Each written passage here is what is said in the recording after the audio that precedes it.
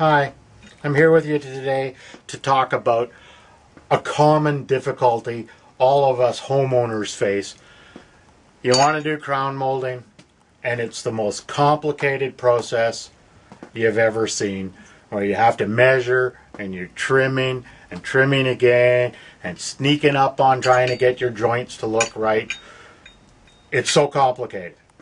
I have found a tool, the angle one shot, that takes all the guesswork out of the process. It's a one-shot deal. You can come up using this tool, measure your corner inside or out, and then take it directly to the saw, make your two cuts, and your joints are perfect every time. The basic components are the wings and the central body. The features are that you can take this to any corner and position it at the corner, smooth against both of the walls, and then lock the set screw in place, and you're ready to take the measurement to the saw. On the underside of the angle one shot, there's a spring-loaded bar that pushes down. This is the guide point for in the gap on your chop saw. It also has two gravity dropping guide bars for setting or measuring angles.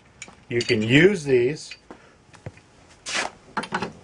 to measure any angle you wish, get the bisecting result or the overall angle in the two magnifying windows on either side of the main body. If you wished to cut this entire overall angle, you can simply use one of these drop down bars in the saw to set the angle that you wish to cut. Okay, the first step for setting up your saw for safe and efficient operation is determine what's the top of your crown molding. In our case, we're going to use this edge as our top, and I've identified it by writing top on it, but that's not absolutely essential. When you're making all your cuts, you're going to be making them with the top sitting on the bed of the saw. So position your crown molding in position against your backstop and sitting flush on the bed of the saw. With a second strip to mount up against your fence, position it over top of your crown molding so that it's holding the crown molding firmly. And in my case, I'm just using a set of pony clamps to temporarily hold it in place so that I can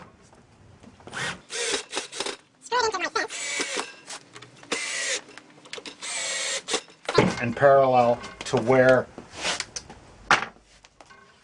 it needs to be. This anchors your crown molding and holds it firmly so that during a cutting operation it will not twist in your hands and cause injury or damage to the saw. So to measure an outside corner such as this that we have here, using the wing, push the wings as far forward as they'll go, and then position it at this near the ceiling and push it open around the corner like I've done here. And that gives you the easiest and most accurate way to measure the corner. Bring it down and lock the set screw. Okay, after setting your angle with your angle one shot, this is an outside angle, you transfer it to a straight edge piece of wood, such as I've got here. It can be any scrap piece of wood. If you try and do it with a molding, you'll find that that's a little awkward. So just have a spare piece of wood lying around and transfer a line from the wing edge along onto the piece of wood. Then you can release the angle one shot, turn it around, and reposition it on this line, capturing that line again. Lock the angle one shot in position. So now we're going to set our chop saw up First we'll go to the right. Using the angle one shot, we set the angle of the pedestal of the saw. We position our crown molding so that the top edge is against the bed of the saw, and we're cutting on the obtuse side of the saw.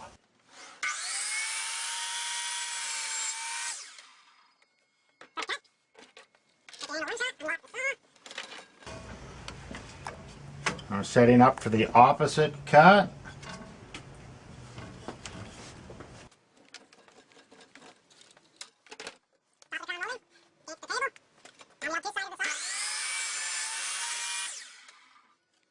Second cut. And now we're ready to fit it to our wall.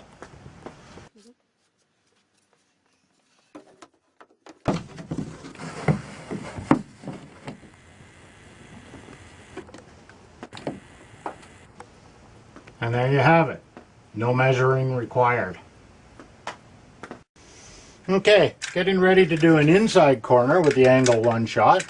Position your wings about 180 degrees apart, and then position it into the corner up near where the crown molding is going to sit, and just push it in gently until the point of the angle one shot is pushed into the corner. And bring it down and tighten the set screw. Okay, after setting our inside corner on the angle one shot,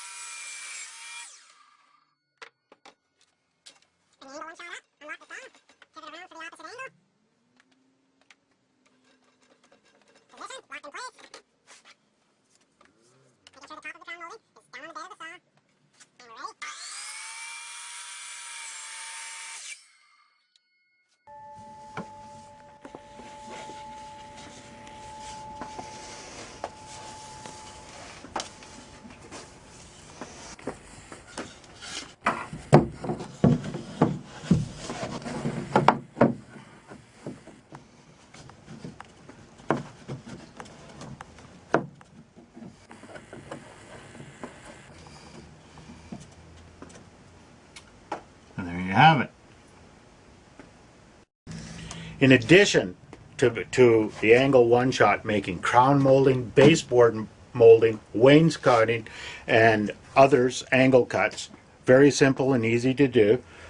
There is indications on the side of the tool for 5-sided, 6-sided, 7-sided, and 8-sided geometry, so that you can cut a 5, 6, 7, or 8-sided shape simply by aligning the angle one shot to the appropriate shape that you wish to do, and locking the set screw, going to your chop saw and making all the appropriate cuts. I'm going to cut a pentagon shape. I have set my angle one shot to the 5-sided figure indicated in the magnifying glass, and now I'm going to the chop saw.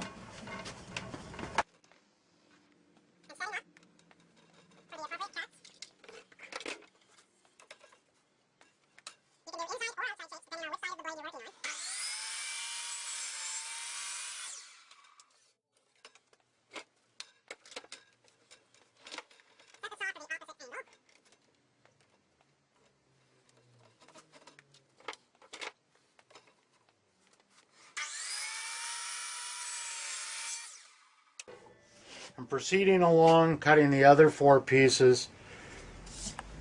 In this fashion, you can produce a 5-sided object, flower pot, whatever, picture frame, any sort of artistic, decorative piece that you would like.